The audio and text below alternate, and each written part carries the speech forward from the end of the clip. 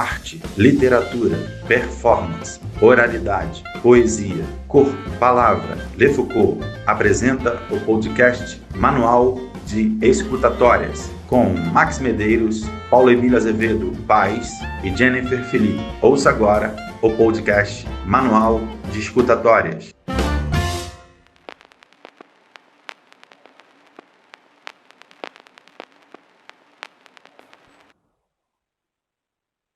Junto o pó dessas certezas que varri durante o dia e as jogo sobre a mesa do jantar. Do prato, a prova de um gosto invariado e indigesto que adentra ao corpo em resto do que na vida se propôs. Não há, sim há, é o que sugere meu gosto de dizer, é o que se ingere da vontade de saber, de onde se insere o engano de crescer, de onde se aparta o sentido de não ser. Como é difícil falar sobre algo que a gente sente.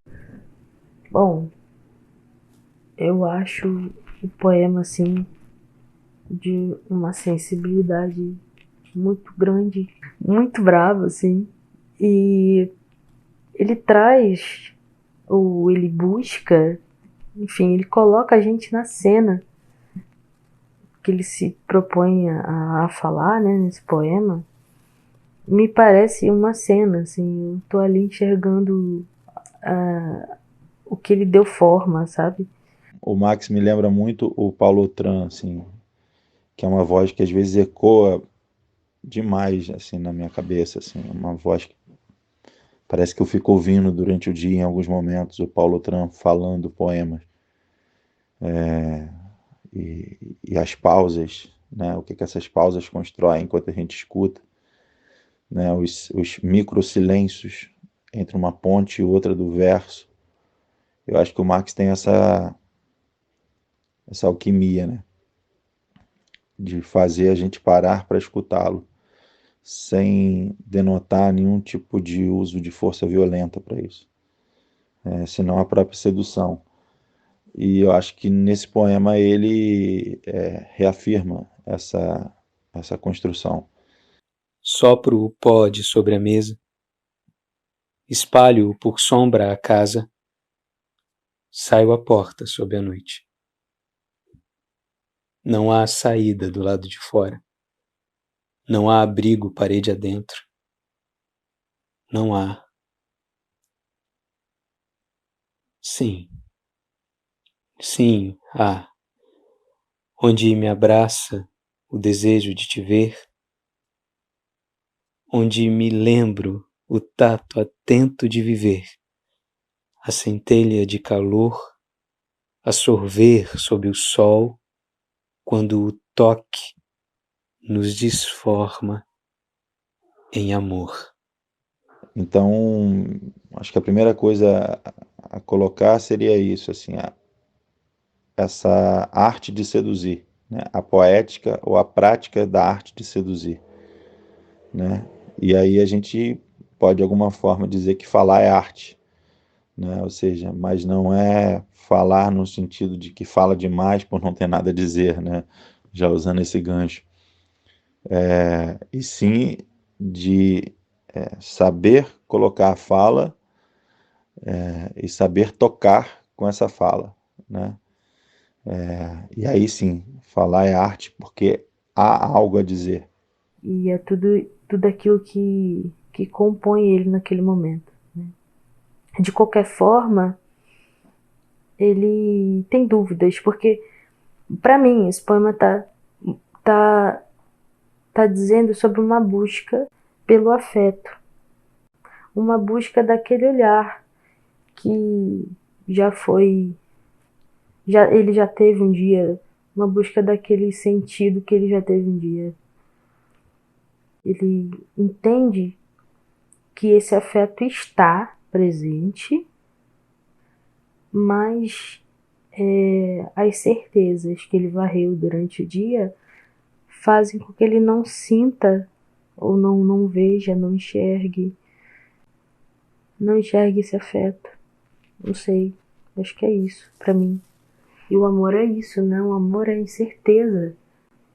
Como ele varreu certezas durante o dia, o amor vai fugindo. E aí é o momento que ele consegue enxergar novamente esse afeto. A gente diz, ai, caraca, é isso aí, meu. Que lindo.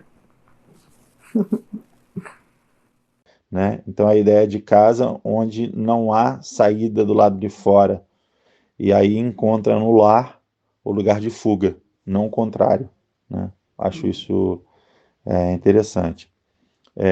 Por fim, eu acho que bacana retomar a ideia de como o afeto, né, é um tema recorrente na poesia do Max, mas me parece que ele, pouco a pouco, quer que esse tema se construa linguagem, né? Ele começa a querer tentar achar afeto não apenas como enredo, e esse apenas não é pejorativo, mas num outro estágio de que seria construir uma linguagem do afeto a partir do poema, né? O afeto como linguagem. Junto o pó dessas certezas que varri durante o dia e as jogo sobre a mesa do jantar. Do prato, a prova de um gosto invariado e indigesto que adentra ao corpo em resto do que na vida se propôs. Não há, sim há, é o que sugere meu gosto de dizer, é o que se ingere da vontade de saber, de onde se insere o engano de crescer, de onde se aparta o sentido de não ser. Sopro o pó de sobre a mesa, espalho-o por sombra à casa, saio à porta sob a noite. Não há saída do lado de fora. Não há abrigo parede adentro. Não há. Sim, sim, há. Onde me abraça o desejo de te ver, onde me lembro o tato atento de viver, a centelha de calor a sorver sob o sol, quando o toque nos desforma em amor.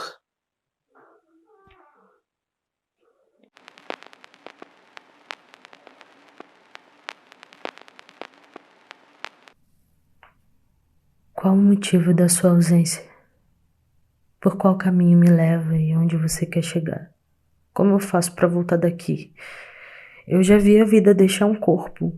Vi como o brilho que sempre esteve aos poucos deixam as pupilas e tornam-se fosca, opaca.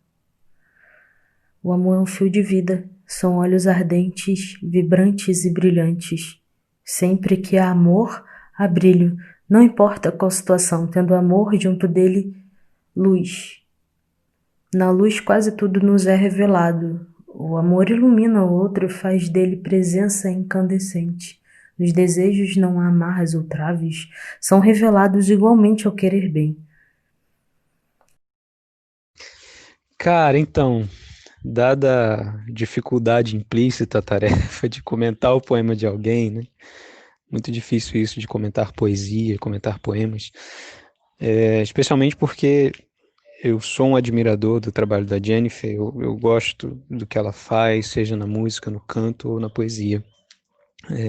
Quando eu tenho contato com o que ela produz, eu geralmente sou tocado e me emociono. Então, um distanciamento racional para analisar o poema é muito difícil. Então, eu escolho o caminho de reagir àquilo que eu ouvi, né? De tentar dizer como isso reverberou em mim em primeiro momento, assim. A Jennifer me remete sempre a cansaço, e que é diferente de preguiça, né? Porque às vezes a gente confunde um pouco isso, né? Você fala assim, nossa, esse cara é preguiçoso, sabe? Preguiçoso e cansaço eu acho que são quase antônimos, assim. Para você estar cansado, você tem que estar trabalhando, você tem que estar produzindo. Eu acho que a Jennifer é uma guerreira. Então, assim, o cansaço dela não é de preguiça, não é cansaço de não fazer nada, sabe? É porque ela está buscando. E a voz dela tem tem esse lugar de que ela faz exatamente essa variante, sabe? Tem hora que tá mais alta, por mais que vocês coloquem no volume super alto, a gente vai ver essa diferença de gráfico das ondas. Ela faz um on e faz um. Isso é tipo de um cansaço, assim, né? E aí eu pensei um pouco nessa imagem, assim, sabe? Acho que a Jennifer está sempre subindo uma ladeira. E a segunda questão é que ela sobe essa ladeira na sua embriaguez. A Jennifer é uma bêbada. E talvez, se nós pensarmos no bêbado falando sozinho, e se for subindo uma ladeira, então, a ideia que tá é que ele anda 3 passos e desce 10. Então ele nunca termina. E essa conversa, ela constrói um minimalismo, né? Então repara que a Jennifer, ela utiliza a mesma palavra e vai repetindo e brincando com essa estrutura e fazendo como se fosse uma coisa de reestruturalismo, assim, da qual eu me identifico muito. E claro, quando a gente pensa em bêbado, não tem, ou em bêbado, se vocês preferirem, não tem como não pensar em vertigem e desequilíbrio. Então, eu acho que a Jennifer faz isso com a modulação da voz, ela produz uma vertigem na gente que está ouvindo, quando a gente acha que está construindo uma narrativa perto do linear, ela destoa e brinca de novo com essa estrutura, e seja, ela anda esse espaço para cima e desce esse espaço, um monte de passo para trás nessa ladeira. Agora ela faz isso ainda, e essa talvez seja a terceira questão, ela faz isso sozinha, não tem um bêbado do lado dela. Ela faz isso e tem um monte de gente tentando entender por que ela faz isso, ou tentando ver do apartamento, do prédio, na quarentena, onde for, olhando ela fazendo esse movimento. A gente ri desse movimento, se apaixona, estranha e fala: qual é desse bêbado, cara? Porra, nunca vai subir essa ladeira. E é exatamente isso que a Jennifer faz. Ela não quer terminar o poema. Eu não sei bem por que eu digo tudo isso, provavelmente por medo. Medo porque agora mesmo vi o brilho se apagar. Olhei pro amor e nada me é revelado, pelo menos não claramente. Não é breu, mas uma semi-escuridão, um feixe de luz onde não se pode enxergar aquilo que o amor sempre revela claramente. Se tornou opaco, fosco. Eu sei porque eu já vi a vida deixar um corpo. Embora o seu corpo não esteja morto, não revela mais a mim. O amor se ausentou. Então ela traz uma série de imagens que particularmente são muito fortes, né? Essa imagem da morte, quando ela fala eu já vi a vida deixando um corpo. Eu, como carrego a maldição do existencialismo, né? Tenho na morte um tema muito caro, então essa imagem é muito forte para mim. E essas imagens que ela constrói, a gente consegue ver, né? Eu consigo ver nitidamente na minha frente, assim, um corpo e a vida o deixando, e apesar da abstração da luz nos olhos, eu consigo um pouco ver essa luz deixando os olhos e ficando com os olhos opacos. Essa figura dos olhos que ela vai deixar presente em todo o texto também é muito forte, né? E daí você percebe que esse corpo morto, ele vai mudando de personagens, em dado momento é ela, em dado momento é um outro. E tem um pouco da imagem dela também no poema, né? Isso que eu acho interessante, assim, porque enquanto eu vou ouvindo, essas imagens que ela constrói vão modulando e vão passando de personagem para personagem e em última instância chega nela. Eu acabo vendo a Jennifer em todas as instâncias do poema como personagem e como autora, né? Como mensageira e como o próprio sentimento do poema. Eu acho que essa é a grande chave da poesia, né? É essa capacidade que a gente tem de se tornar palavra, de ser o que a gente sente, de ser o que a gente expressa, né? A poesia tem essa característica de tentar chegar à própria essência do que é dito, a própria essência da palavra e daquilo que a palavra expressa, né? Por mais que por mais que as palavras sejam um subproduto das coisas como elas são, dos sentimentos como eles são, porque ela é sempre uma tentativa de se achegar a eles, mas a poesia é a tentativa mais próxima. E a Jennifer, por causa da naturalidade com que ela fala o poema, e da verdade com que isso se expressa na fala, na fala do poema, na declamação desse poema, a gente tem isso como uma realidade próxima. Então, essa ideia de semi, ela é muito forte, e aí me lembra um pouco essa representação do amor, né, que tem muitas, e aí ela deixa de vez o problema para a gente pensar, que é essa ideia socrática também do amor, né? Assim, o amor é aquilo que eu mendigo, né? Então, é aquilo que eu não tenho, é aquilo que eu busco. O amor é a presença do desejo na ausência, né? É extremamente socrático a ideia da Jennifer. E aí o problema, então, que ela não conclui, e ela não quer concluir, é que o amor é um fio de vida, né?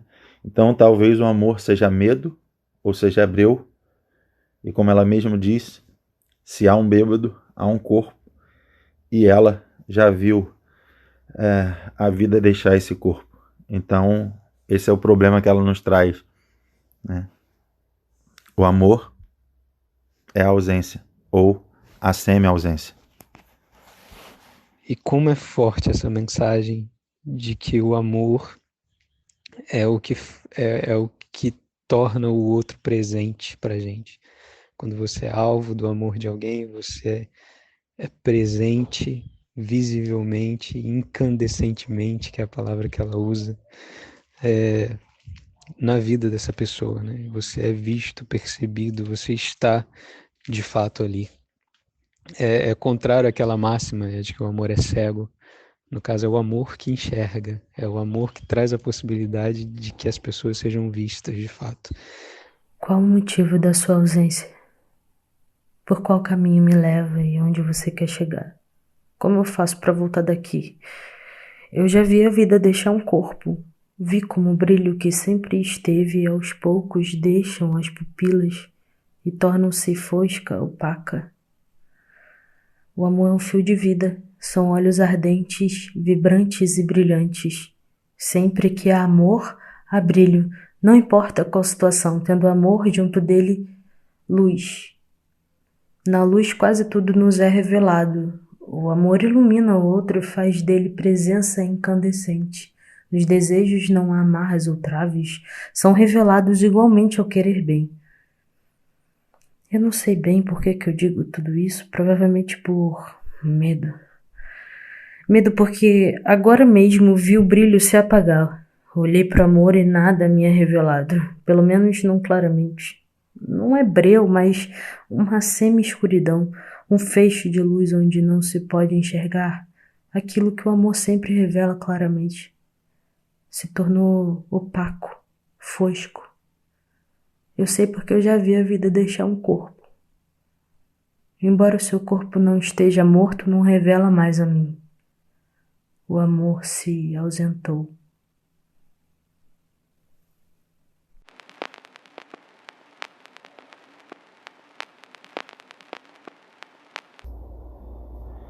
Sobre a minha mãe, é preciso dizer que tenho recebido muitas mensagens de madrugada me perguntando sobre o que vou escrever no próximo capítulo.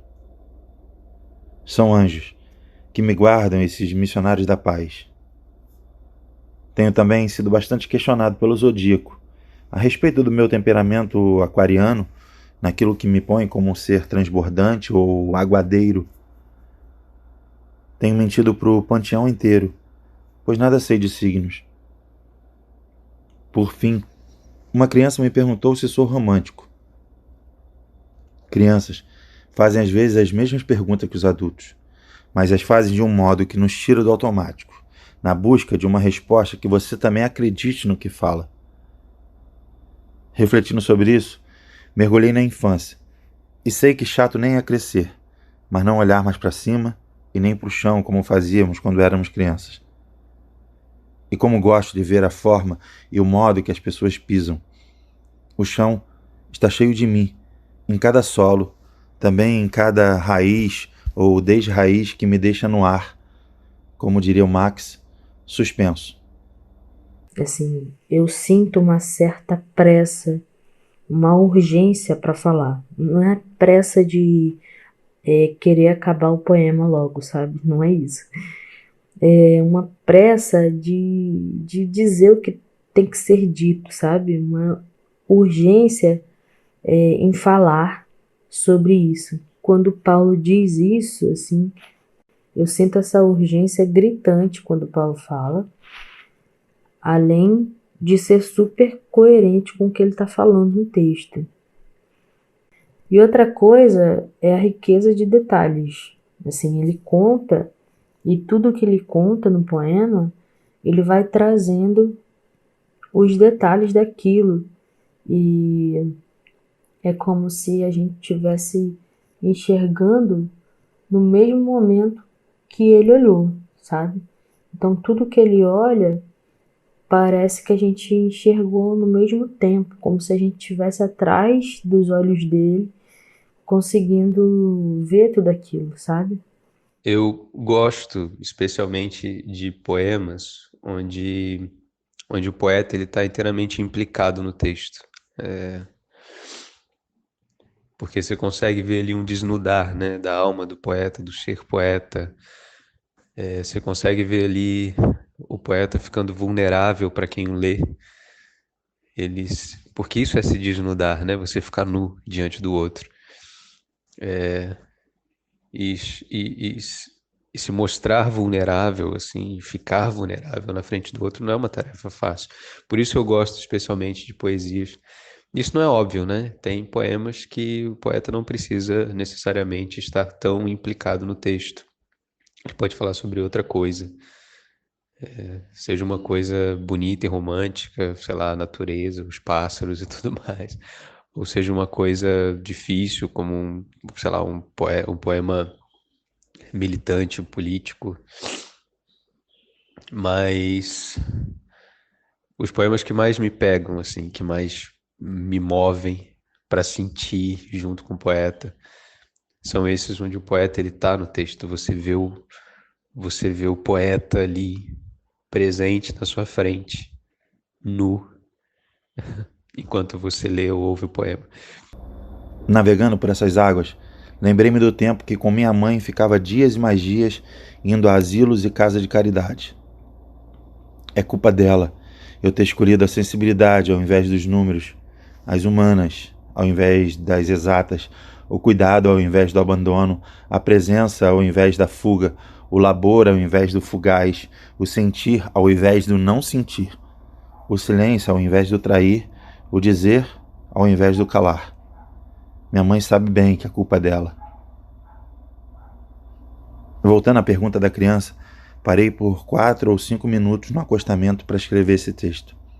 Ao lado, uma barraquinha de doces caseiros, de artesanatos caseiros. Comprei 3 pés de moleque na promoção para os meus amigos, 2 pacotes de biju para o meu pai e um cavalinho de madeira para o meu filho. Se isso é ser romântico, então eu nada mudei desde lá. Para minha mãe eu nada comprei. Não havia papel de cartas para lhe escrever. E o texto é maravilhoso, né? O modo como ele vai recortando as imagens, que são imagens do cotidiano, e vai fazendo um recorte colagem para a gente ir fazendo e associando, né? Isso é um recorte colagem de sentimentos. Cada imagem que ele evoca são imagens que evocam sentimentos, evocam estados de espírito. E ele vai colando aquilo ali no papel. E a gente vai fazendo essas associações, assim, até a gente ver que até quando ele começa e quando ele termina, ele consegue juntar tudo e a imagem completa se forma. É lindo, é lindo, é lindo. O Paulo tem uma capacidade de escrita absurda. Eu considero ele um dos grandes poetas dessa geração. Agora, para a mãe, não há papel de cartas para ela escrever. E a sensação que me dá é a mesma do início do poema, né? A sensação de que nada vai poder definir o que seria a mãe dele. E aí não tem como decifrar, não tem como definir tudo isso, né? Então, ele simplesmente não leva nada, né? Mas ao mesmo tempo, ele leva tudo, né? Tudo que ele é, tudo que tá já enraizado nele. Sobre a minha mãe, é preciso dizer que tenho recebido muitas mensagens de madrugada me perguntando sobre o que vou escrever no próximo capítulo. São anjos que me guardam, esses missionários da paz. Tenho também sido bastante questionado pelo Zodíaco a respeito do meu temperamento aquariano, naquilo que me põe como um ser transbordante ou aguadeiro. Tenho mentido pro panteão inteiro, pois nada sei de signos. Por fim, uma criança me perguntou se sou romântico. Crianças fazem às vezes as mesmas perguntas que os adultos, mas as fazem de um modo que nos tira do automático, na busca de uma resposta que você também acredite no que fala. Refletindo sobre isso, mergulhei na infância e sei que chato nem é crescer, mas não olhar mais para cima e nem para o chão como fazíamos quando éramos crianças. E como gosto de ver a forma e o modo que as pessoas pisam. O chão está cheio de mim, em cada solo, também em cada raiz ou desraiz que me deixa no ar, como diria o Max, suspenso. Navegando por essas águas, lembrei-me do tempo que com minha mãe ficava dias e mais dias indo a asilos e casas de caridade. É culpa dela eu ter escolhido a sensibilidade ao invés dos números, as humanas ao invés das exatas, o cuidado ao invés do abandono, a presença ao invés da fuga, o labor ao invés do fugaz, o sentir ao invés do não sentir, o silêncio ao invés do trair, o dizer ao invés do calar. Minha mãe sabe bem que a culpa é dela.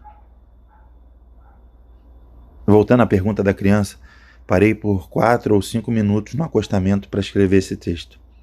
Ao lado, uma barraquinha de doces caseiros, de artesanatos caseiros. Comprei 3 pés de moleque na promoção para os meus amigos, 2 pacotes de biju para o meu pai e um cavalinho de madeira para o meu filho.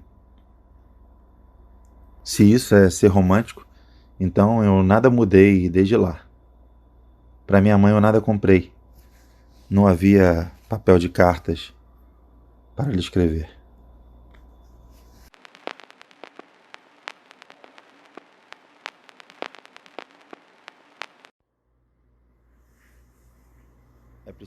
Bem, eu queria começar agradecendo, né, essa experiência que nós 3 produzimos de modo coletivo, compartilhado e tentando entender também o que foi acontecendo durante o processo, né?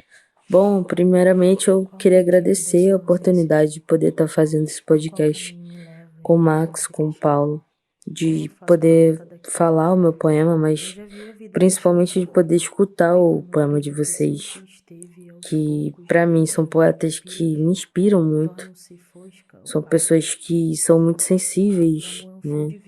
Conseguem trazer nas palavras uma profundidade muito grande, além de fazer com que essas palavras, na forma como vocês falam, né, como o Max e o Paulo falam, seja uma forma muito leve e ao mesmo tempo faz com que essas mesmas palavras ganhem um peso muito grande, justamente por serem profundas, né?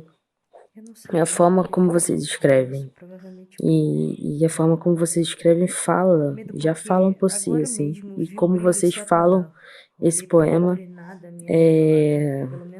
a interpretação, né, dada a vocês, assim, É muito lindo de se escutar, assim. Eu me sinto honrada por isso. Esse exercício ele foi muito interessante porque raramente a gente tem essa oportunidade de ter um retorno mais racional de uma coisa que a gente produz com tanta carga emocional, né? Eu sei que cada um tem o seu próprio processo criativo, cada um escreve a sua própria maneira, mas de modo geral a gente pensa na poesia como uma coisa que carrega muito sentimento, né? Carrega uma tentativa de interpretar o coração. E eu particularmente tento escrever assim, né? Eu tento olhar para o sentimento, eu tento olhar para essa característica mais abstrata de como eu estou implicado no mundo, de como o mundo se implica em mim e de que sentimentos isso produz, né? Nem sempre com sucesso, mas é sempre essa tentativa, esse querer, essa vontade. E aí você faz o exercício de ter esse retorno, né, daquilo que você escreve com emoção, na racionalidade de quem ouviu.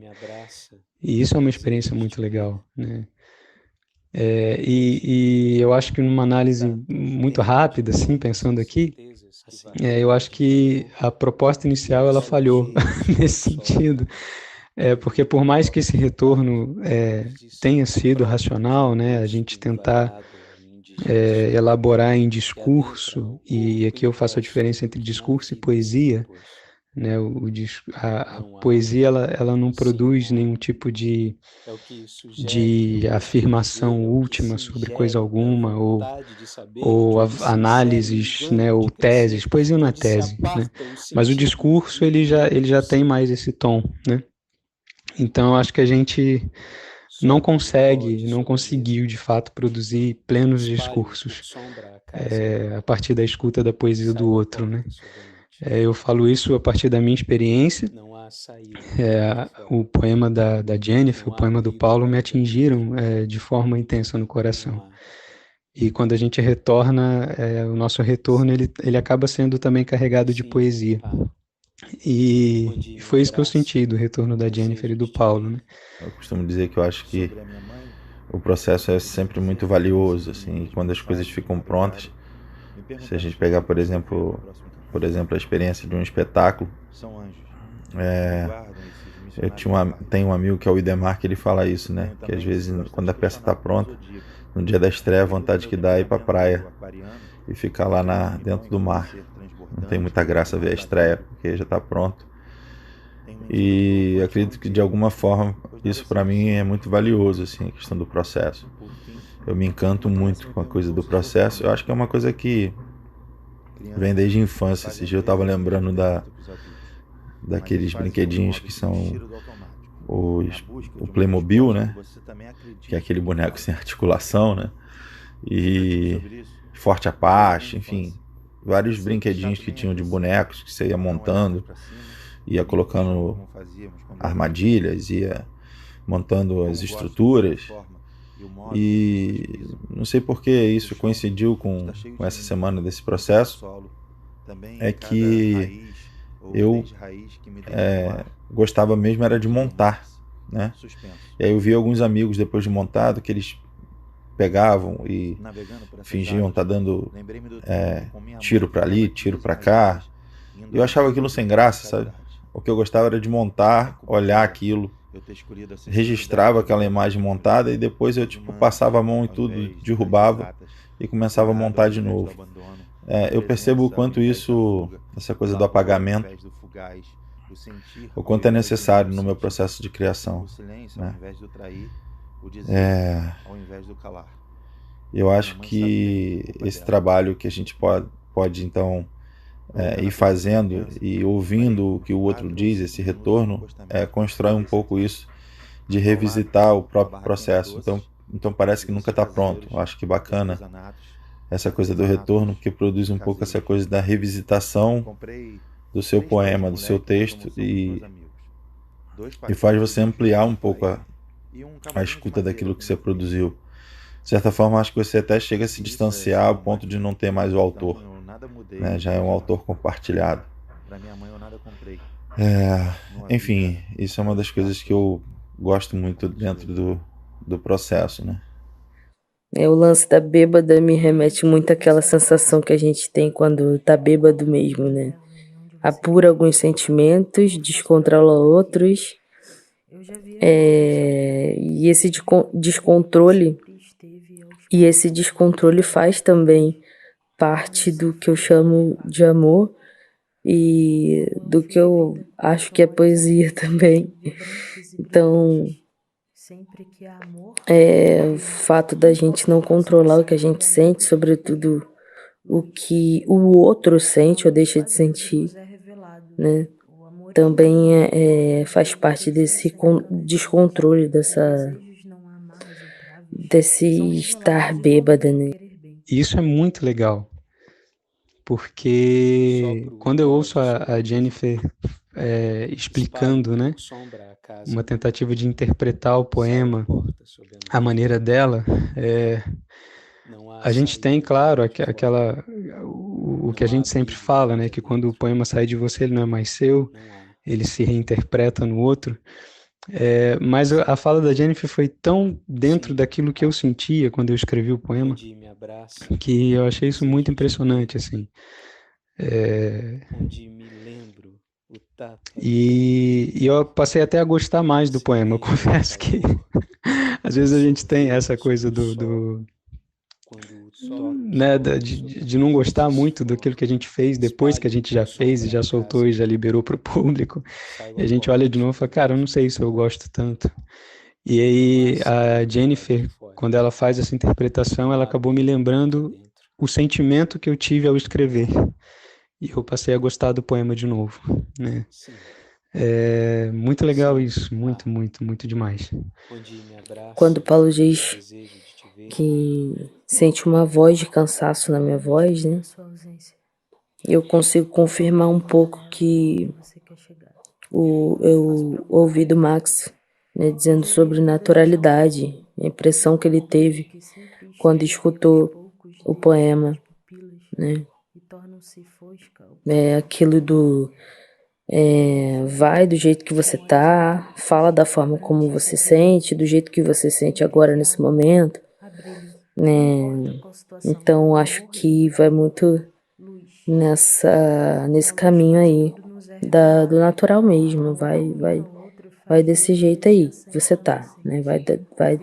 Vai com essa roupa mesmo, sabe? Do jeito que você tá vestindo, você vai. Eu gosto muito dessa ideia do Max sobre trazer a poesia à nossa linguagem cotidiana, né? Porque a vida é repleta de poesia e por que não trazer a poesia para o nosso cotidiano, para nossa linguagem, né? E seria muito justo, já que a vida é repleta de poesia, que a gente pudesse falar de todas as formas, de todos os jeitos, né? Sobre o que a gente sente e vê de poético na vida. E tem uma coisa da fala do Paulo que ficou martelando na minha cabeça, certamente eu vou pensar com muito mais carinho nisso, quando ele fala em produzir uma linguagem dos afetos, né? Em última instância, praticamente afeto é um tema que está presente nas coisas que eu faço, não por intenção temática, né, mas porque é uma coisa que é importante para mim, então acaba que eu escrevo sobre isso, que eu falo sobre isso. E aí o Paulo traz uma outra dimensão disso, né, que isso pode não ser apenas uma produção temática, mas você pode acabar produzindo uma linguagem dos afetos, né? Enfim, é uma coisa que eu não tenho ainda. Ele falou isso, eu ouvi e falei, cara, isso é legal.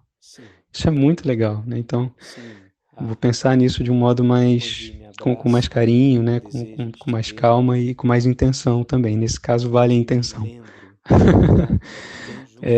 E é isso, eu agradeço muito por poder ter participado disso com duas pessoas que eu tenho uma profunda admiração pela sensibilidade delas, pelas pessoas que elas são. Né? Eu acho que ser tocado pela sensibilidade do Paulo e da Jennifer E poder estar aqui no meio, compartilhando desse momento é sim, de fato, uma coisa muito valiosa para mim.